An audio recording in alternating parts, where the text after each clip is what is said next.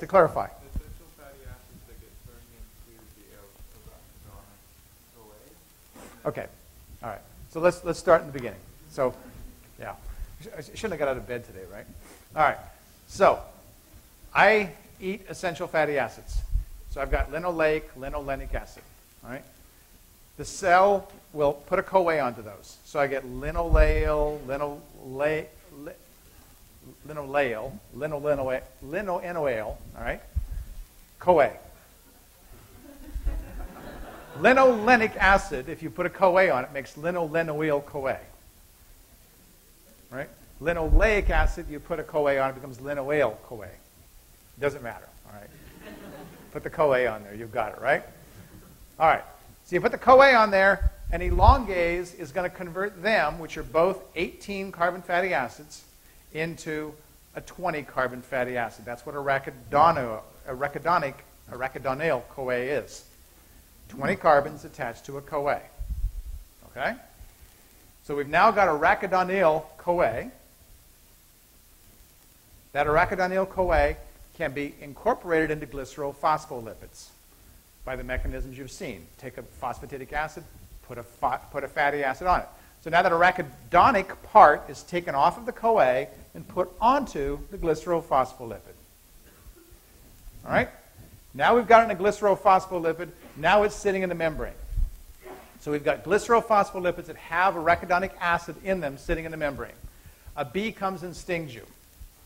A bee coming and stinging you will stimulate lipases like PLA2 and diacylglycerol lipase to cleave arachidonic acid out of there. And now, for the first time, you have free arachidonic acid. All right? That free arachidonic acid is a target for these enzymes, and I'm going to say more about them. Now, does that make more sense? Okay, good. Well, I'm waking up here. All right, so starting to warm up.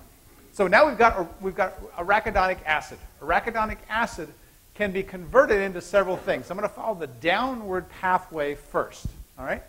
Arachidonic acid can be converted into the first of the prostaglandins called prostaglandin H2, or you can call it PGH2, by the enzyme that goes by several names. All right? Here it's called prostaglandin synthase. It's also called a cyclooxygenase, and you'll see why in a minute. This enzyme is also called COX, C-O-X, which is an abbreviation for a cyclooxygenase. In some cases, it's also called PGH synthase. So all those are equivalent names. They're all the same thing. All right. Well, the important thing is we've made the first of the prostaglandins. There are probably, and I don't know exactly how many, there are probably about 30 different prostaglandins that are made inside of cells. Almost all cells of the body can make prostaglandins. Prostaglandins exert their effects both inside of cells and outside of cells. How do prostaglandins get outside of cells? Well, it turns out they get outside of cells by way of a protein that I've already described to you. Protein is multi-drug resistant protein.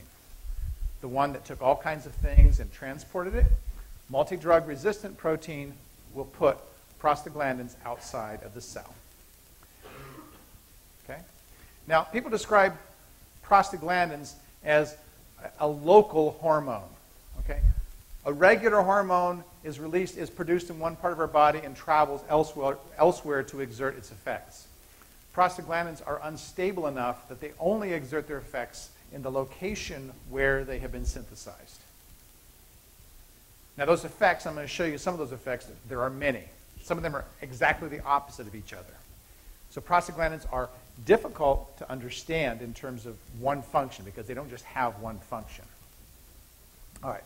So what I want to do is finish talking about the things that can be made, and then I want to talk about drugs, and then I'm going to show you the compounds. All right?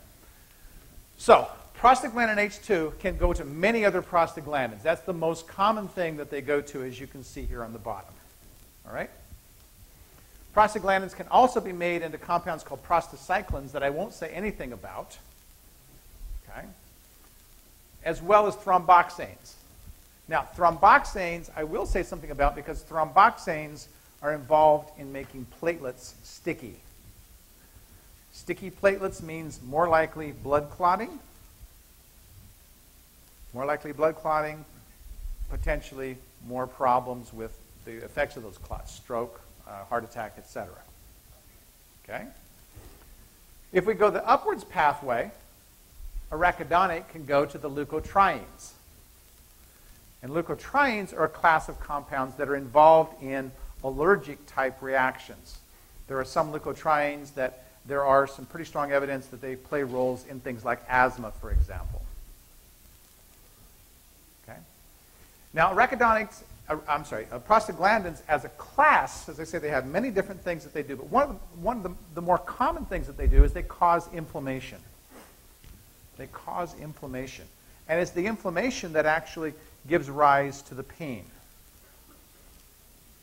The inflammation is a normal and appropriate response of the body to dealing with a problem. So there's a reason we have inflammation, but some of the side effects of inflammation can be unfortunate, one of them being pain. Okay. All right, so that's what arachidonic acid can go to. That's what prostaglandins can go to. Now I want to say a little bit about how we control with drugs the synthesis of these. All right? Well, one I've already said, and that is this enzyme here, the prostaglandin synthase, is known as a cyclooxygenase. All right? A cyclooxygenase makes compounds that have a ring and oxygens, as we will see. That's why they call it a cyclooxygenase, or why they call it a COX enzyme. The cyclooxygenases, as a class, are inhibited by compounds like aspirin. Aspirin will form a covalent bond with the cyclooxygenase and inhibit it from functioning. It forms a covalent bond and inhibits it from functioning. So it's actually blocking the active site. Yes, question back there. Yeah, so when you mentioned getting stung by a bee, say you get bit by a mosquito, Yep. is this pathway involved? So anything that involves inflammation from a source like that will likely involve prostaglandins, yes. Yep. Okay. Bee stings are pretty nasty. And you've seen, and some people are very allergic to bee stings, so that inflammation can also be involved in an allergic response. And when we think about allergic responses, we start thinking of leukotrienes. Okay? Because leukotrienes do have some roles in inflammation and things related to the prostaglandins. Now, coming back to the inhibition of this enzyme, things that are what are called non-steroidal anti-inflammatory drugs, which people call NSAIDs, N-S-A-I-D-S. NSAIDs will inhibit these enzymes, these COX enzymes. And there's more than one COX enzyme. There are at least two and probably three. Okay? The COX enzymes, all right, as I say, are blocked by these compounds. They're called non-steroidal because none of these compounds that we use to inhibit that enzyme are steroids. That's in contrast to the other enzymes up here that in fact are inhibited by steroids. So those are steroidal anti-inflammatory drugs. And they work by inhibiting the production of arachidonic acid. So if you have, for example, a problem, when I first came to Oregon, one of the things that happened to me was I went out blackberry picking and not knowing what poison oak looked like. Yeah, it was summer, my shorts, right? So I go out and I'm going, oh, this is great. Wonder why nobody's picked these berries, you know? I mean, this is really cool. I'm getting all these berries, right? Well, I got a dose of poison oak that was really massive, and my leg almost doubled in size. It was humongous, it was ugly, and of course it was getting to the point where you worry about health problems with it. So the doctor put me on steroids so that I would quit making the arachidonic acid. Right? The aspirin wasn't doing enough here. Okay? By the way, aspirin is one type of NSAID. Ibuprofen is another. And I previously talked about COX-2 enzymes, so I'm not going to talk about them here again. But COX-2 enzymes would fit in this category as well. Okay. So anyway, I got put on steroidal drugs to inhibit the synthesis of arachidonic acid. I still had arachidonate in my glycerophospholipids, but it wasn't being released. Yes? Well, okay.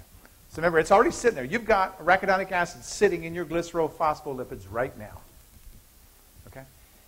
So I also like to talk about the experiment that I did a few years ago when I had a place in the country, and I used to work out in the garden all the time. So I work out in the garden, and I would frequently get stung by bees. And when I get stung by a bee, I usually swell up pretty good. I'm not too allergic, but I swell up pretty good. And so I tell my students, well, this guy right here will inhibit the production of prostaglandins, and prostaglandins are causing swelling. So what if I get stung by a bee and I race in the house and I go grab a couple of aspirins and swallow them as quickly as I can? Will I reduce the swelling that happens with this? Well, I'm my own test tube, right? So I'm out working in the garden one day, and sure enough, I get stung by the bee, and all of a sudden, oh, got to do this. So I go racing in the house. My wife looks at me like, what in the hell are you doing, right? I need an aspirin, right? So I'm going to get this aspirin, and I swallow the aspirins, and interestingly enough, it really did reduce the swelling by a fair amount. Okay? It doesn't completely stop it, and this isn't absolute, but it did a pretty good job of knocking down the swelling and pain associated with that bee sting. Yes, question back there. So what part of that isn't working for people who don't have a strong allergic reaction? Well, that has to do with your immune system. So the question was, why do some people react to it and some people don't react to it? So it's just like any other allergy that you would have. If your immune system is attuned to an allergen, then it's going to react, and it may not be attuned to it. So that's really all there is to that. It has nothing to do with this pathway. Yeah. Back here. Did you take an aspirin before you got the bee sting? Would you have less swelling? Should I take preventative aspirins, basically? Yeah. Haven't done that experiment. I don't know. You might expect that if you were taking a low dose of aspirin, like I take a low dose of aspirin every day for just health reasons, that might have a reducing effect, but I don't know. I should go find me a bee, I guess. I know that when you're stung by a bee and weak acid will just pretty much remove any swelling at all. How would it be connected to that pathway? I'm wondering. So his question is, if you put weak acid on a bee sting? I know in my country we just use the vinegar. It's really helps. But I wonder how this happens. I can't make any claims about that. If I were to guess, I'd probably guess the same thing you guys would guess. What would you guess? Putting weak acid onto a bee sting. Why might that have an effect? It might be denaturing. It might be denaturing this protein right here. In fact, yeah. I can't tell you. I don't know. I've not heard that. Yeah. So the idea of making aspirin for heart problems, is it because it prevents that? He's anticipating my next point. So the question was, why do people take aspirin for heart attacks? Is it because of this pathway right here? And the answer is yes.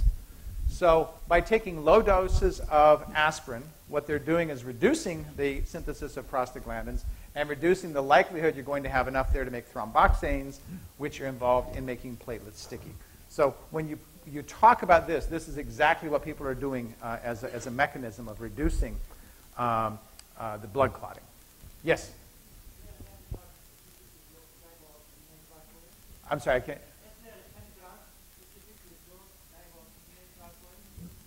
Any drug that will specifically block this going upwards? Yes, that's a very good question also.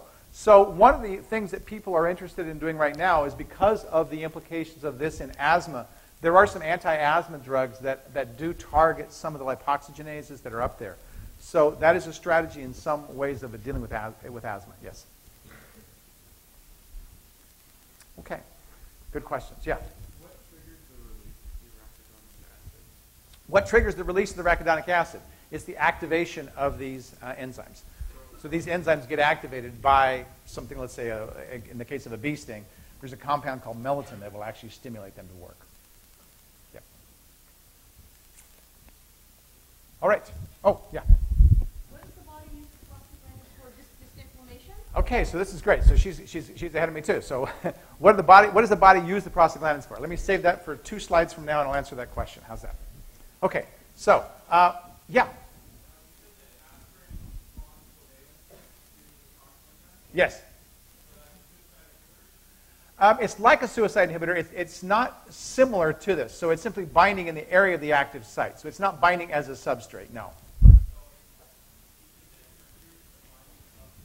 That's correct. It interferes with the binding of the substrate. It does knock out the enzyme because if the substrate can't get to the active site, it's dead. The enzyme would have to be regenerated. That's correct. Okay? Are there competitive inhibitors of the enzyme? Not that I know of offhand. It's possible some of the other COX inhibitors work that way because they may not be all covalently binding. So my guess is that there probably are some competitive inhibitors of the enzyme that are commercially available, but I don't know that. Okay, good. Prostaglandins always stimulates a lot of discussion. Now, I'd say let me answer her question first, then I'll come back and show you the structures. So here are some of the things that prostaglandins do. All right. So I pulled this out of Wikipedia.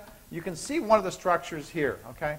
So if we look at this guy here, it's called a the enzyme is called a cyclooxygenase that makes them because this guy started out as an acid. There's the carboxyl group. Arachidonic acid, if you count, has 20 carbons. And this guy didn't have this ring. So to make this ring, the cyclooxygenase had to make a bond between those two carbons, and the cyclooxygenase had to add these oxygens, which weren't there. So the cyclo part is that. The oxygenase is the thing that's putting the oxygens on there. So a cyclooxygenase is making this thing possible. Okay? Now, if we look at the things that they do, I pulled this up and so there's a diversity of receptors, and I'll show you those in a second. But look at what prostaglandins are involved in. Constriction or dilation of vascular smooth muscles. Okay, so it depends on which one we're talking about. They can they cause aggregation or disaggregation of platelets. Okay? They can sensitize spinal neurons to pain. Okay? Make you feel more pain, right?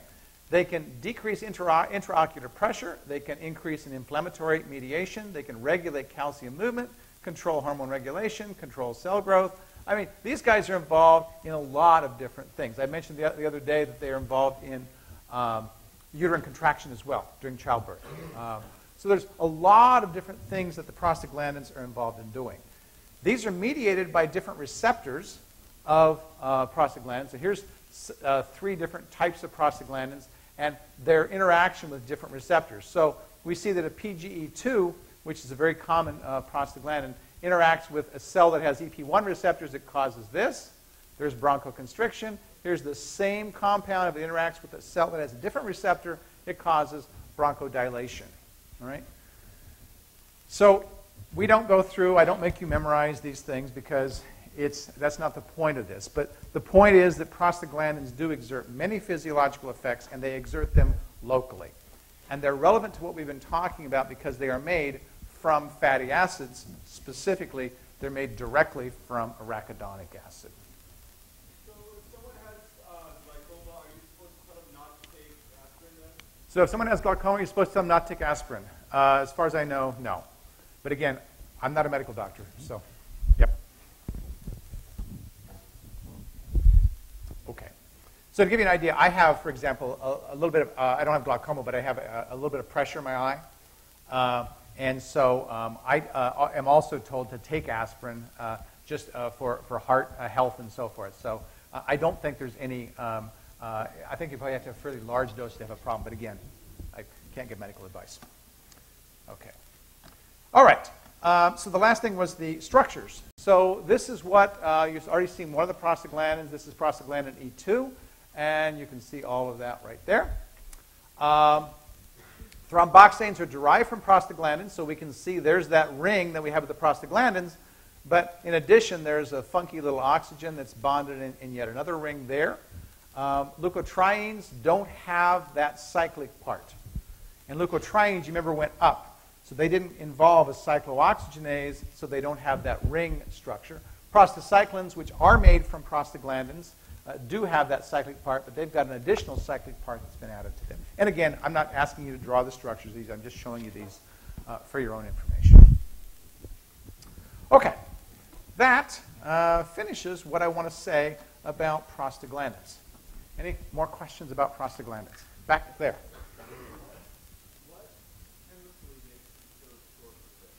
What chemically makes them so short-lived? I don't think there's anything chemically that makes them short-lived. I think it's the fact that cells have enzymes for breaking them down. A lot of ways to break them down. You bet. Yep. Yep. Okay. All right. Well, let's turn our attention to what will become our last metabolic topic. Hooray, hooray, right? And that is the synthesis of nucleotides. Okay? The synthesis of nucleotides is, I think, appropriate to study as our last set of metabolic pathways because it really combines a lot of the things that you've learned about metabolic pathways with the many things that you've learned about regulation.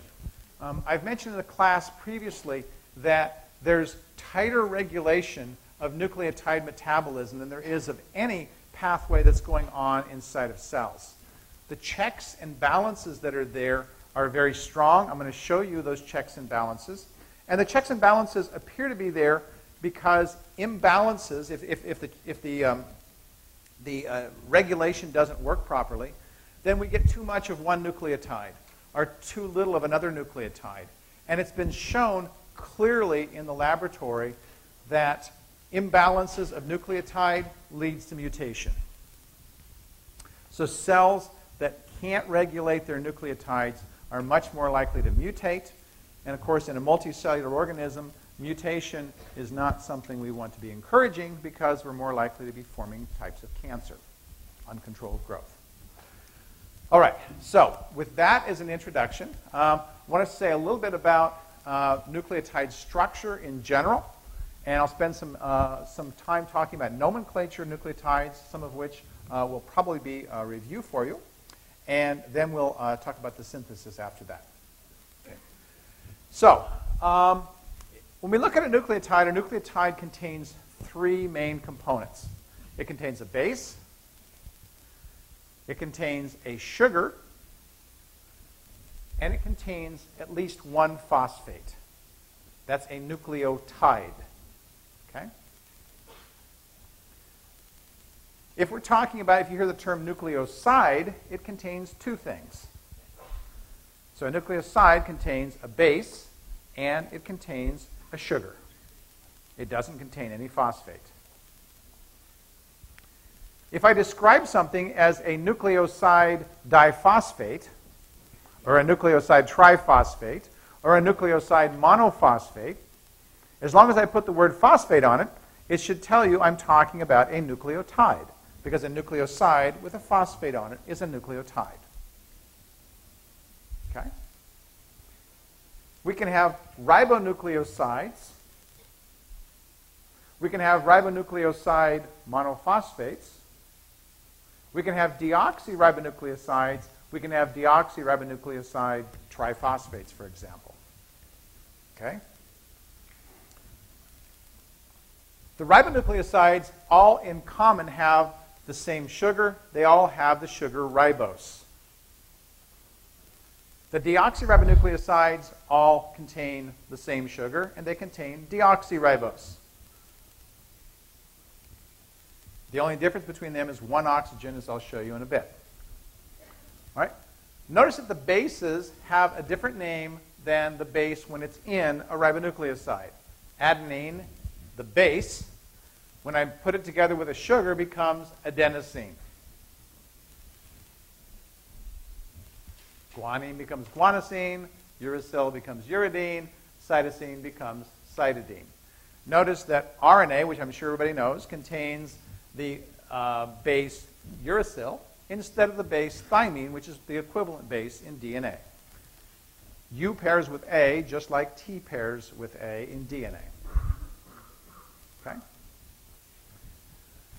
All right. If we look at the structures of these, okay? Here's ribose. Ribose, easiest one to look at is actually this structure right here. This is the one we most commonly draw. We see that it has 5 carbons, 1, 2, 3, 4, 5. It has both the hydroxyls down. And we draw it in the beta configuration because it's in the beta configuration where the base is attached. So the base would actually be attached right there on that oxygen if we were making a nucleoside. Deoxyribose looks exactly like ribose, except that it is missing that hydroxyl on carbon number 2. It has hydrogens, no oxygen. That's why it's called deoxyribose. And that very slight difference between the structure of deoxyribose and ribose causes RNA to have some different properties than DNA does. Okay? Number one, RNA is very unstable to acid. Very unstable. Okay? RNA will be broken down, okay, in a variety of compounds like acid because this bond is not as stable in RNA as it is in DNA. Okay? That bond is stabler in DNA, and DNA is chemically stabler than RNA for this reason, and because of that, that's probably why DNA is the genetic material. We think that RNA may have been the original genetic material and that DNA became the genetic material because it was stabler. People have made, and they have amplified ancient DNAs that in some cases are many thousands of years old. That's just been sitting around doing nothing. The same thing would not be possible with RNA. It would have been degraded before then. This bond right here gets broken. But you don't need to know that, but it's the bond right here. Okay. All right. The bases, and I know you don't need to memorize the structure of the bases. You should know the structure of deoxyribose versus ribose, though. I think you should be able to recognize and or draw that. Uracil looks like this. Okay. So when we group the bases, we group them into two groups. We group them into what are called the pyrimidines and the purines. The pyrimidines are simpler. They have a single ring. The pyrimidines are bigger, and they have a double ring. So the pyrimidines include cytosine, uracil, and thymine. They're all pyrimidines. The purines are guanine and adenine. Now, if you think about the base pairing rules, adenine goes with thymine. That is a purine with a pyrimidine. Adenine goes with uracil. That's a purine with a pyrimidine.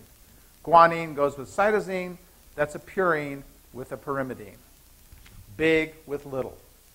And that big with little turns out from the structure, a structural perspective, to give structures that are almost identical irrespective of which base pair we're talking about. That is, the dimensions of the double helix from outside to outside is essentially the same because of big and little. In each case, the bigs are the same size, the littles are the same size. So the dimensions of the double helix really don't change much. There's uracil. Here's cytosine, again, a pyrimidine. If we look at the difference in structure between these, there's cytosine, if you can memorize that. And there is uracil. See the difference? Anybody awake? What are you seeing different? Okay, so right here, right? So if you deaminate cytosine, you make uracil. And deamination of cytosine does happen to a limited extent. So cytosine is more chemically unstable and will, to some extent, make uracil. We'll see later that cells have ways of dealing with that. But this does happen to some extent. So cytosine can deaminate and make uracil. Thymine, okay, looks like uracil. The difference being it's got a methyl group right here. It's got a methyl group. And we'll see how that gets put on there later. Okay. Adenine and guanine are similar. We're not going to analyze those differently, but that's what adenine looks like. It's a purine. So purine has two rings. It's more complicated. And there is guanine right there. Okay. Let's see. That's what I want to say there. All right, so if we put them all together, we get something that looks like this. There is UTP, uridine triphosphate. There's our ribose. There's our uracil. In this case, triphosphate. We see that the phosphates are put onto carbon number 5 of the ribose sugar. Okay? The same is true of deoxynucleotides. The phosphates get put onto carbon number 5. In every case, the phosphates get put onto carbon number 5. Okay, so that's what UTP looks like. I won't show you all the others. Here's the deoxy one, and again, no surprise, same sort of structure. This is DATP, deoxyadenosine triphosphate. There's the adenine. There's the missing oxygen on the ribose, and there are the 3 phosphates right there. Okay. And let's see. That's what I want to say there. Okay. So now at this point, I want to start talking a bit about synthesis. Okay. So let's talk about synthesis of the nucleotides. And when we talk about synthesis of the nucleotides, there are 2 pathways to consider. We're going to focus primarily on the pathway called the de novo pathway. And de novo means to make anew. To make anew. So the de novo pathway literally starts from scratch and makes complete nucleotides. The salvage pathway starts with the broken pieces and rebuilds them back into nucleotides. So just like a salvage yard has automobiles that have already been made, and you can get pieces off of that and make new automobiles, okay? Salvage synthesis does the same sort of thing, okay? So salvage pathway starts with pieces that are already existing and making nucleotides. The de novo pathway starts with very simple compounds and makes nucleotides. And we'll see what those look like in just a minute. Okay, so this schematically shows the synthesis of pyrimidine nucleotides. Okay? They start with incredibly simple compounds. Bicarbonate, ammonia, ATP. Okay? And ATP is only there as an energy source. Right? If we take bicarbonate and we take ammonia and we take aspartic acid, we can make a ring that looks like a pyrimidine. Now we know these compounds were on primitive Earth. We see them in meteorites, for example. We know that the chemicals necessary for making nucleotides are present all around us, even before there's life on Earth. If we went to Mars, we would find some of these compounds. Okay? They say we find them in meteorites that fall to Earth. It tells us that making the bases and ultimately making the nucleotides can happen with fairly simple chemistry. It doesn't take elaborate chemistry to make this happen. Now, we've evolved enzymes to make this happen very efficiently. Okay? When these were being synthesized originally, they weren't enzymes, so it took a long time to make them. But nonetheless, the chemistry was simple, and they could come together and make these sorts of compounds. There are famous experiments where people have taken the primordial chemicals and mixed them together and provided a spark of light as an energy source like lightning and analyzed the products of that. And what they discovered when they did that was they did, in fact, see compounds like this being synthesized. So again, very much like we knew was happening on the primordial Earth. Okay, well, there's a pyrimidine ring. All right? The pyrimidine ring can be combined with a ribose source. And what is a ribose source? Well, in this case, it's a compound called PRPP. You're going to hear a few things about PRPP. PRPP stands for phosphoribosyl pyrophosphate. The ribosyl part is the ribose. So phosphoribosyl pyrophosphate tells us it's got a phosphate and it's got a pyrophosphate attached to ribose. Okay? When we combine the ring part, okay, with the ribose part, we've made, in this case, since we have a phosphate on there, we've already made a nucleotide. We'll see it takes a couple steps to get to UTP, but it's not complicated. The overall pathway here is simplified on this. The overall pathway takes about 10 steps. And I'm going to show you the steps, but I'm not going to make you memorize the steps. I'm going to point out some highlights to you so you better understand what's involved in the synthesis of nucleotides, but I'm not going to expect you to memorize the reactions. Okay. All right. Let's see. Here's bicarbonate. We're going to start at the very beginning of the synthesis of these nucleotides. Here's bicarbonate. All right? And I put a phosphate onto there. All right? And I replace the phosphate with an amine, and I make something called carbamic acid. Okay? Not a biggie, right? Not a biggie. If I take carbamic acid, okay, and I add a phosphate to it, I make carbamoyl phosphate. Okay? So I've got my, and carbamoyl phosphate, by the way, is a fairly unstable compound. Okay? Cells have to protect carbamoyl phosphate from water because water will help break it down. The enzyme that I just described to you that does this synthesis has a very interesting mechanism for making carbamoyl phosphate. It uses a tunnel inside of it. That is, things go in one end, the synthesis occurs, and it travels through this tunnel in this enzyme to prevent it from interacting with water. Okay? That tunneling is a very interesting mechanism. Okay? Carbamoyl phosphate can combine with aspartic acid to make carbamoyl aspartate. What enzyme catalyzes this reaction? 2 points of extra credit for the first person who can tell me.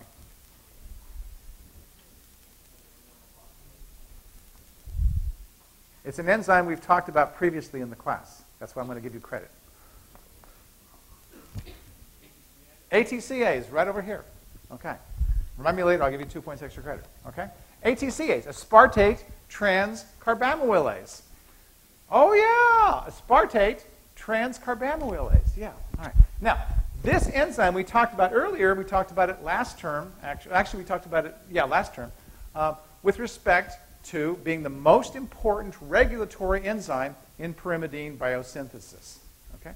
It's the most important enzyme in pyrimidine biosynthesis.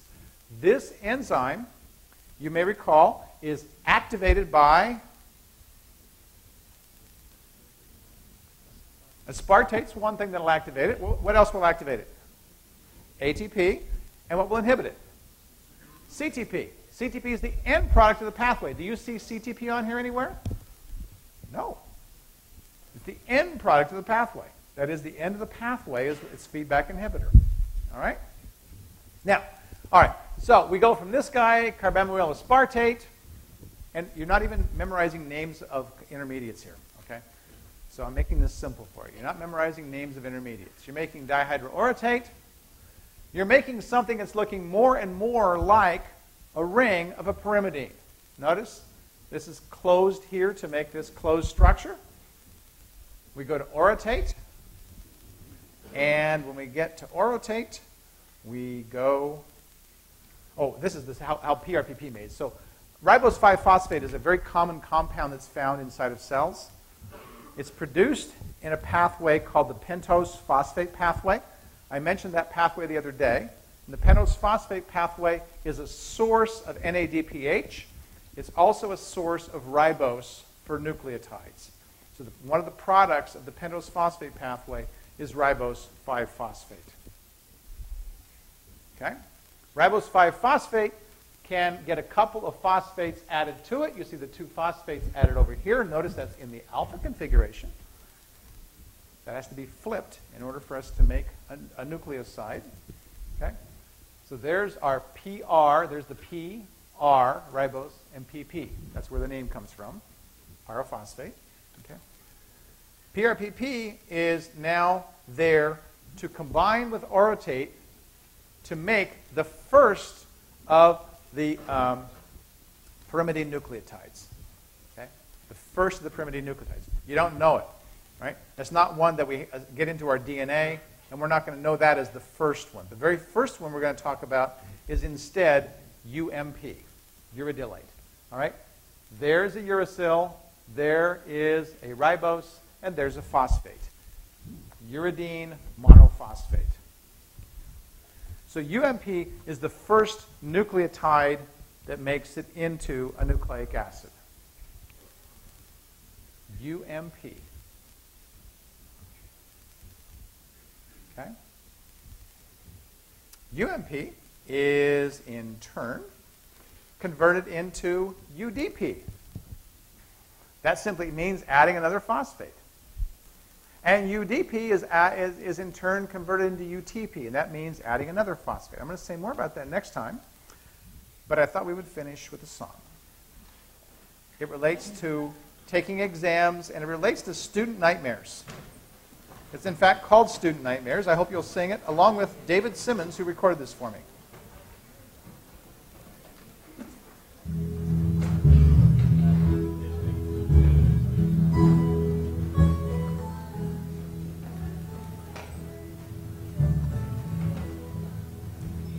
I answered 3B, but then I thought it might be C. Or was the false true? I can't undo. It makes me blue. It asked me to list all the enzymes that regulate fat. As I wrote them down, I discovered I didn't know jack. I ought to give thanks, scoring some points, filling in blanks. I squirmed in my seat, feeling the heat, shuffling my feet. Professor, sorry, forget doing my own song. Professor then told me there wasn't a chance I would pass. So I started crying and fell through a big pane of glass. I suffered no harm, 'cause I awoke to my alarm. Oh, nothing compares to deadly scares of student nightmares. Okay, see you guys on Friday.